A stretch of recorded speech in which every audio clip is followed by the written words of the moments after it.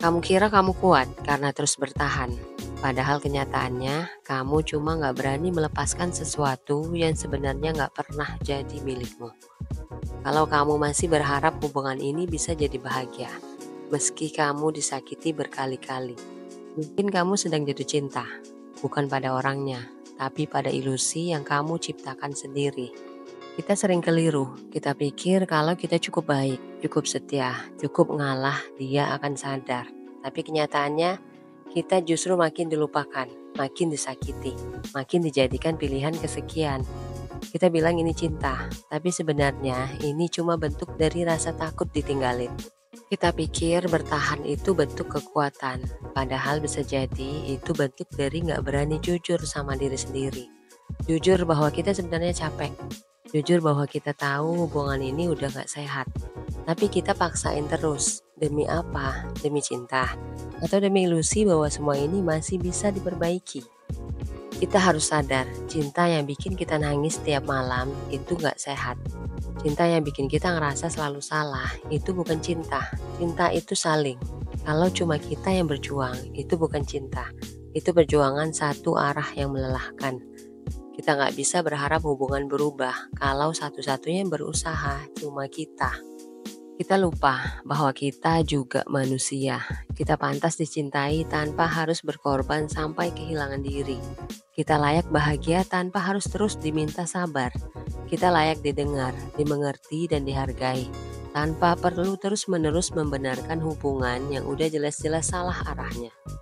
Sesakit apapun kenyataannya, kita harus terima.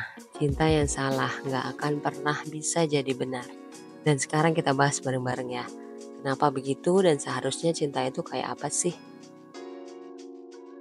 Dari sisi biologi dan neuroscience, cinta yang sehat itu melibatkan dopamin, oksitosin, serotonin, dan endorfin. Semua zat ini bekerja kalau hubungan itu bikin kita tenang, dihargai, dan aman. Tapi kalau cinta yang kita pertahanin malah bikin kita overthinking, cemas, deg-degan karena takut ditinggalin, itu bukan cinta sehat. Itu udah masuk ke mode survival. Kita nggak lagi cinta dengan bahagia, tapi cinta dengan rasa takut. Kalau tubuh kita terus-terusan dalam kondisi stres karena hubungan itu, maka otak akan memproduksi kortisol atau hormon stres. Dan ini bisa ngerusak kesehatan fisik dan mental kita pelan-pelan. Jadi secara ilmiah, cinta yang salah itu ngancurin sistem tubuh kita dari dalam. Dari sisi psikologi, cinta yang sehat itu punya 3 komponen utama menurut psikolog ternama Robert Sternberg. Pertama, intimacy atau kedekatan emosional. 2, passion atau gairah dan keterikatan. 3, komitmen atau komitmen jangka panjang. Nah, kalau cuma kita yang punya semua itu, tapi pasangan kita cuek, manipulatif, suka ngegas, ghosting, atau malah nggak peduli, itu bukan cinta yang lengkap, itu relasi timpang. Kita jadi kayak ngemis perhatian, dan itu menghancurkan harga diri secara perlahan. Psikolog juga bilang, kalau kita bertahan di hubungan toksik, kita bisa masuk ke kondisi yang disebut trauma bonding. Ikatan emosional yang kebentuk bukan karena cinta, tapi karena sakit hati yang terus berulang dan gak sembuh-sembuh. Di lingkungan kita, sayangnya masih banyak orang yang nganggep cinta itu harus sabar sampai dia berubah. Nerima apa adanya meskipun nyakitin, atau setia meskipun dia nyanyain. Padahal itu bukan cinta, itu pembiaran terhadap luka emosional. Hubungan yang benar secara sosial itu yang bikin 2 orang sama-sama tumbuh. Bukan yang satu berkembang, yang satu tumbang. Kita harus berani stop normalisasi cinta yang menyiksa dan mulai belajar bahwa menghargai diri sendiri juga bagian dari mencintai. Dalam Islam, cinta itu harus menghormati, menjaga, dan mendekatkan kepada kebaikan. Allah Subhanahu wa Ta'ala bilang dalam surah Ar-Rum ayat 21, dan di antara tanda-tanda kekuasaannya ialah Dia menciptakan untukmu istri-istri dari jenismu sendiri, supaya kamu cenderung dan merasa tentram kepadanya, dan dijadikannya di antaramu rasa kasih dan sayang. Kata kuncinya tentram, kasih, dan sayang. Jadi kalau hubungan itu malah bikin kita gelisah, curiga terus, jauh dari ibadah, dan hilang arah hidup. Itu bukan cinta yang diberkahi. Bahkan Rasulullah SAW sendiri melarang menyakiti hati pasangan, apalagi memaksa bertahan dalam hubungan yang zalim. Islam ngajarin kita buat berani meninggalkan yang merugikan dan mencari yang membawa kita lebih dekat kepada Allah dan lebih tenang secara batin. Jadi seharusnya cinta itu kayak apa? Cinta itu saling, bukan cuma kita yang mikirin, yang peduli, yang minta maaf duluan terus. Cinta itu bikin kita jadi versi terbaik dari diri kita, bukan bikin kita jadi kecil, takut, atau terus merasa nggak cukup. Cinta itu ngajak kita makin dekat ke Allah, bukan malah menjauh. Cinta itu nggak bikin kita sembunyiin air mata, tapi bikin kita nyaman terbuka. Jadi sekarang coba kita tanya diri kita sendiri, apakah hubungan ini bikin kita tumbuh, atau justru bikin kita hancur pelan-pelan?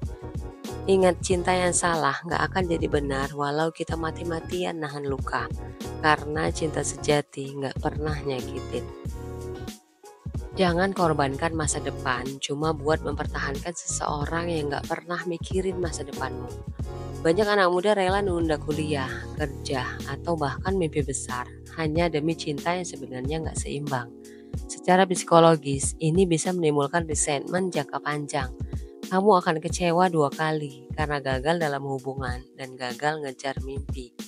Cinta yang benar itu ngedorong kamu maju, bukan ngegandulin kamu di tempat yang sama. Kalau kamu harus berubah jadi orang lain demi diterima, berarti kamu lagi jatuh cinta sama ilusi, bukan kenyataan. Kalau kamu selalu merasa harus jadi versi palsu biar dia senang, maka kamu udah kehilangan jati diri. Itu bukan adaptasi, itu penyesuaian yang menyakitkan. Cinta sejati itu nerima kamu dengan segala luka dan potensi kamu, bukan cuma suka versi kamu yang dibagus-bagusin. Cinta yang benar nggak bikin kamu nunda mimpi, tapi cinta yang salah selalu bikin kamu bingung, lanjut hubungan atau lanjut hidup.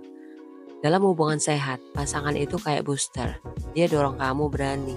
Tapi kalau kamu jadi ragu-ragu, atau bahkan takut melangkah karena takut dia marah atau ninggalin, itu udah red flag. Mimpi kamu terlalu mahal buat dibayar dengan drama setiap hari. Kalau kamu sering nangis karena dia daripada bersyukur karena dia, itu udah cukup jadi alasan buat pergi. Hati yang terus-terusan sakit bisa bikin kita trauma dalam jangka panjang. Ini bukan soal drama, tapi soal ketahanan mental. Kamu gak akan bisa fokus ngejar masa depan kalau setiap hari disibukkan dengan drama hubungan yang bikin lelah batin. Cinta bukan kompetisi siapa yang paling tersakiti. Cinta adalah kerjasama 2 orang yang saling sehat dan saling sadar. Kalau hubungan bikin kamu jauh dari Tuhan, jauh dari keluarga, dan jauh dari tujuan, itu bukan cinta, itu jebakan. Cinta yang benar akan menumbuhkan 3 hal, hubungan yang baik dengan Tuhan, keluarga, dan diri sendiri. Kalau salah satu atau bahkan ketiganya rusak, berarti ada yang salah. Dan hubungan yang kayak gini gak akan bertahan sehat. Cinta itu seharusnya bawa kita naik level, bukan malah rusak semua aspek hidup kita. Tanda cinta yang benar, kamu makin berani bermimpi, makin semangat belajar, makin dekat sama Tuhan, dan makin sayang sama diri sendiri. Cinta itu harus punya hasil yang nyata, kamu jadi lebih baik. Kalau nggak ada progres dalam hidupmu, mungkin bukan cinta itu yang salah, tapi kamu yang kelamaan bertahan. Cinta itu bukan sekedar perasaan, tapi energi yang bikin kamu tumbuh. Kalau kita pengen ketemu cinta yang benar, kita harus mulai dengan jadi pribadi yang utuh. Cinta yang benar bukan tentang 2 orang yang saling mengisi kekosongan, tapi 2 orang yang sudah cukup dengan dirinya masing-masing dan memutuskan untuk berbagi. Kebahagiaan yang utuh cuma bisa lahir dari 2 orang yang gak saling menuntut, tapi saling memberi. Kamu gak gagal dalam cinta, kamu cuma belum berhenti di tempat yang tepat. Semua orang pernah gagal cinta, itu bagian dari proses menemukan siapa yang benar-benar cocok. Tapi jangan sampai kegagalan itu menghentikan langkah kamu buat terus berkembang. Kadang patah hati itu bukan kutukan, tapi jalan Tuhan supaya kamu fokus dulu sama hidupmu sendiri. Ingat, kita bukan cuma layak dicintai, kita layak disayangi dengan sehat. Dihormati tanpa diminta, dan dijaga tanpa harus teriak. Jadi mulai hari ini jangan cuma kejar cinta, kejar versi terbaik dari diri kita sendiri. Karena dari sanalah cinta yang benar bakal datang, tanpa drama, tanpa luka, dan tanpa paksaan. Thanks for watching. Bye.